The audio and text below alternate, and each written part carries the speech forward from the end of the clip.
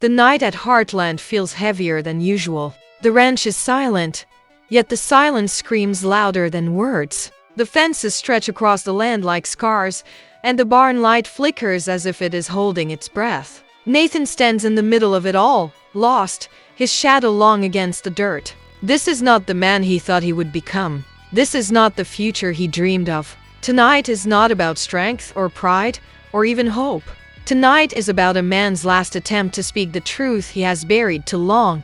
Nathan has not slept for days. His eyes burn from staring into the dark, and his thoughts have become his prison. Every night, the same memories circle back to him like vultures waiting for something to die. He remembers the times he stood across from Amy, her eyes filled with disappointment, her voice quiet but sharp. He remembers how he laughed it off, pretended not to care, because admitting his fault would mean admitting his weakness. And Nathan has never wanted to look weak.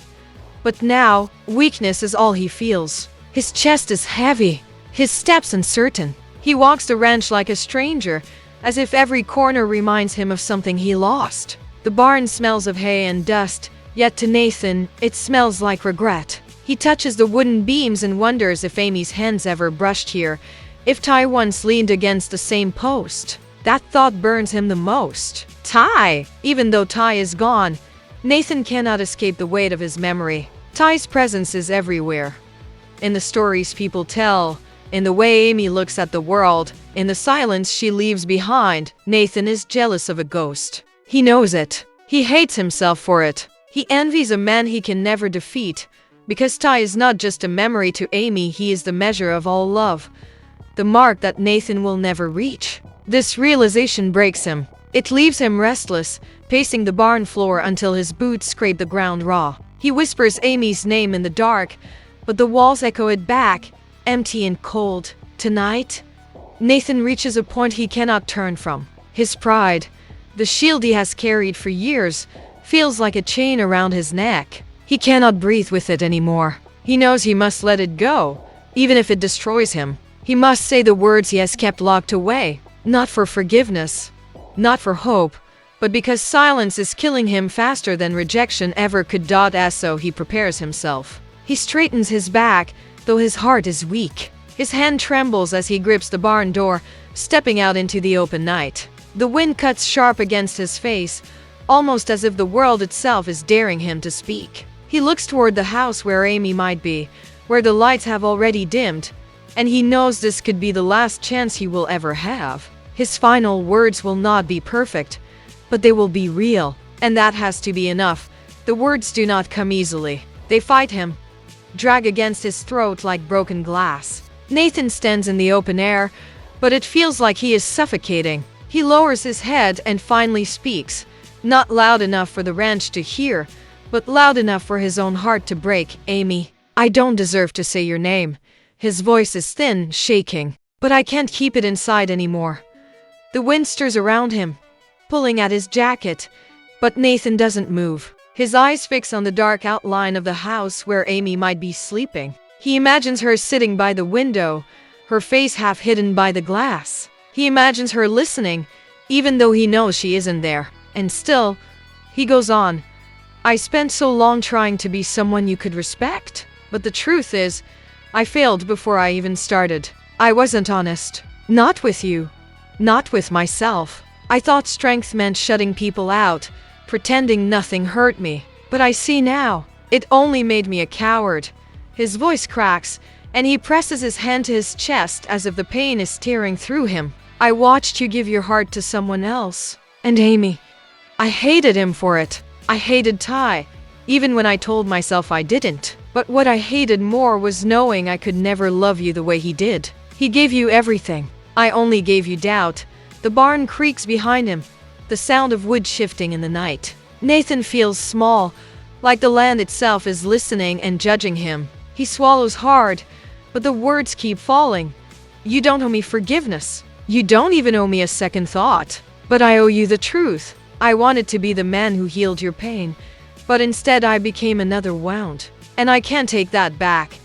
He steps closer to the porch, each foot heavy as if it's dragging the weight of all his mistakes. His shadow stretches long, trembling across the dirt. I can't ask for your love, Amy. Not anymore. I only ask that someday, when you think of me, you don't see a monster. See a man who was lost, who was broken, and who his voice catches, who loved you in the only way he knew how, even if it wasn't enough. The silence that follows is crushing. No window opens. No light turns on. No voice answers back. Nathan bows his head, the confession spilling into the night, swallowed by the wind. The night does not answer him.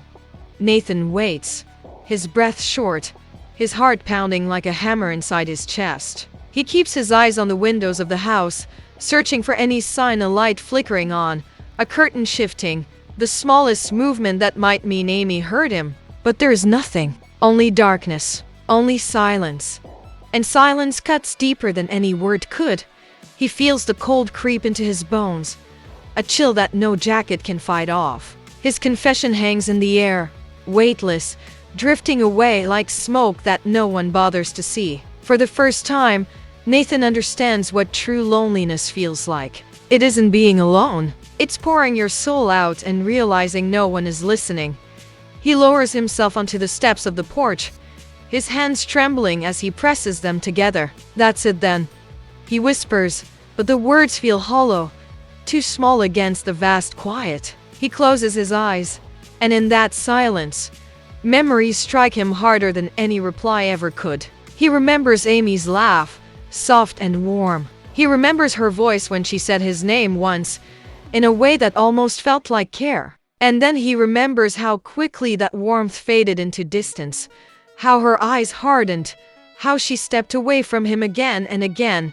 The silence reminds him of every mistake. It shows him a picture of a man who kept choosing pride over love, anger over patience. He wonders if this silence is Amy's answer, not because she can't hear him, but because she doesn't need to.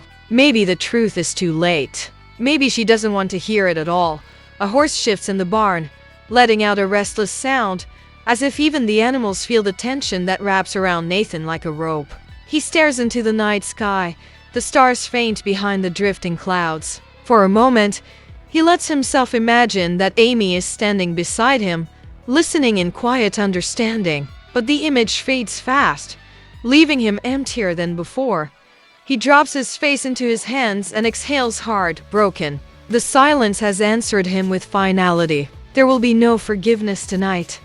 No soft words from Amy to ease his pain. All that's left is the truth he confessed and the void it fell into. Nathan realizes something, then his confession was never for Amy. It was for himself. And maybe that is why it hurts so much. Because even after speaking it, he still feels the weight of everything he cannot undo.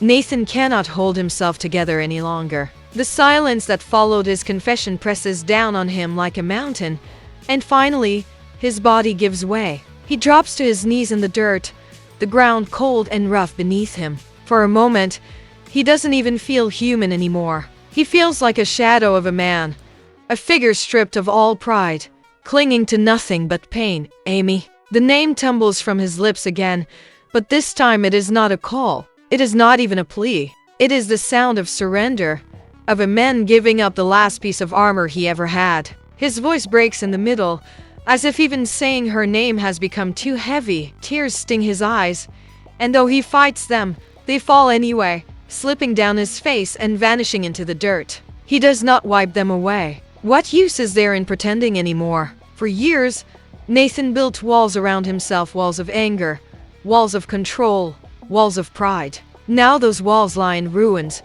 and all that is left is the truth. He is broken.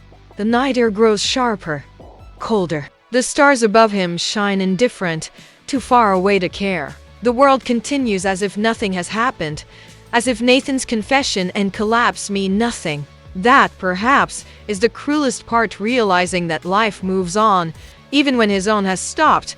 He clenches his fists into the soil, pulling handfuls of earth as though he could anchor himself to something real. I loved you, he whispers, his voice hoarse, but I never knew how to love you right. The words fall like ashes. They are too late. They are not enough. His chest heaves with sobs he cannot silence. Each breath rattles, each sound raw, stripped of all control. Nathan has never let himself cry like this. not even in private. But here, under the endless sky, he does not care who hears. There is no one to see him, no one to judge him, only the night, only the dirt, only the echo of Amy's absence. When his strength finally gives out, Nathan sits back on his heels, his body shaking from exhaustion. His voice has gone quiet, almost childlike. Maybe this is all I'll ever be to you, a mistake. He closes his eyes, tilts his head back toward the sky, and breathes out slowly. The sound is not relief, not peace, but something softer, resignation. The ranch lies still. The lantern sways in the barn, casting faint shadows across the yard. And Nathan, crumpled in the dirt, becomes part of that stillness. His final words drift away into the night, unanswered, unreturned, unheard. In the end, his confession was not for Amy. It was for himself. And though it gave him no comfort, it left him with one unshakable truth. Love, no matter how broken, had been real inside him. And sometimes that is all a man has left. The night closes in around Nathan, swallowing his ragged breaths until even the sound of his grief becomes part of the silence. The ranch is still, unmoved by his confession, unchanged by his tears. The soil beneath him carries the weight of his body, but it does not carry the weight of his words. His pain belongs only to him now. Locked inside the shadows of this place, the lantern in the barn flickers once, twice, then steadies, casting a dim halo that makes the yard look like a stage abandoned after the final act. Nathan remains at its center, small and broken, as if the world itself has turned its back. His figure is not the picture of a man fighting for love. It is the picture of a man who has finally realized he lost a battle long ago. Slowly, he rises, each movement heavy, deliberate, as though the earth resists letting him go. His knees ache, his chest tightens, and his hands hang useless at his sides. He turns his face toward the house one last time. No light greets him, no sound stirs. The silence answers him once more, and the answer is final. A strange calm settles over him, then not peace, but something close to it, something hollow. He understands now that his confession was not a doorway but a wall. He did not speak to change Amy's heart. He spoke because the weight of silence was killing him. And though the silence still presses heavy, at least his truth is free. At least the words are no longer caged inside him. The wind shifts, carrying the faint scent of hay and earth across the yard. Nathan closes his eyes and breathes it in, letting the night claim his secret. He does not smile. He does not weep. He only stands there, quiet, as if waiting for the stars to erase him. In the end, there are no soft voices to guide him, no forgiving arms to hold him. There is only the land, endless and indifferent. And within that indifference, Nathan becomes something smaller than he has ever been. Not a rival, not a lover, not even a man worth remembering. Just a confession fading into the night.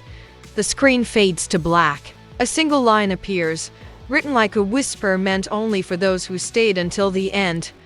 In love, some confessions are not made to be heard, only to be released. The music fades, leaving only the echo of silence.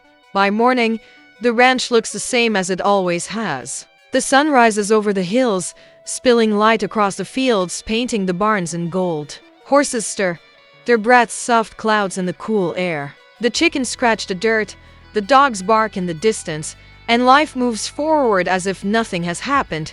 But in the soil by the porch, the ground still holds the shape of Nathan's knees. The earth remembers his weight, the trembling of his body as he broke beneath the silence. The dirt is scattered, his fingerprints press deep, the only proof that something fragile was surrendered there in the dark. And no one speaks of it. Amy never hears the words. The house remains untouched by the storm that tore through Nathan's chest. To her, the night was quiet, uneventful. To him, it was everything. A confession too late. A truth that freed nothing. A love that withered before it could ever bloom. And yet, the land remembers. The wind carries his voice, faint, fragile, like a ghost moving between the fence posts. Sometimes when the sun dips low and the shadows stretch long, the ranch seems to whisper with echoes of his words, broken, unfinished, aching. Not loud enough for Amy to ever hear, but loud enough for the night to hold on to. Nathan walks away from Heartland before the morning chores begin. His figure grows smaller with every step, swallowed by the horizon. He does not look back. He cannot. Because if he does, he knows he will fall again, chained forever to a silence that never loved him back. The land breathes. The day unfolds. And Amy carries on, unaware of the storm that ended just outside her door. But the ranch keeps the memory. It always does. The soil, the fences, the sky, they all remember. And so, Nathan's confession does not vanish. It lingers, hidden in the quiet places, living in the shadows where no one looks. A story without an audience, a love without an answer, a truth buried deeper than words could ever reach. The screen fades once more, and a final line lingers, carved across the silence like a scar. Some confessions are never heard, some are never forgiven, but all of them leave marks. Night returns to Heartland, just as it always does. The sky wears the same blanket of stars, the wind hums through the trees, and the earth settles into its eternal rhythm. To anyone watching, it looks no different than any other evening. But something has shifted, not in the ranch, not in Amy, but in the silence itself. The silence now carries weight. It has swallowed Nathan's confession whole, but it does not rest quietly. It carries his words like embers buried deep in ash, unseen but still burning. The silence has become his witness, his only audience, the keeper of a truth Amy will never hear. Amy walks across the yard days later, her boots crunching softly against the soil. She does not know why she pauses near the porch. She does not notice the faint marks pressed into the dirt, the traces of knees and hands that trembled there. She only feels something strange, a stillness that brushes against her skin, a heaviness in the air she cannot explain. She tilts her head, listening, but there is nothing to hear. With a small frown, she moves on, the moment gone before it ever had a chance to take root. Nathan is far away by then, his figure lost beyond the hills. The world has already begun to forget him, as it always does with men who fall quietly. But his truth, fragile and desperate, lingers in the shadows of the place he left behind. It lingers in the soil, in the wood of the barn, in the whisper of the wind. It will never reach Amy's ears, but it will never vanish either. And maybe that is what confession really is, not about changing the heart of another, but about releasing the fire that eats away at your own. Nathan's fire is gone now, left to smolder in the silence. What remains is only the memory of a man who tried, too late, to be honest. The camera pulls back, the ranch shrinking under the vast sky. The lights of the house glow faintly, steady and warm, untouched by the storm that raged only steps away. A final line fades in, stark against the darkness. Love does not always end with forgiveness. Sometimes it ends with silence. The music fades into nothing. The screen goes black.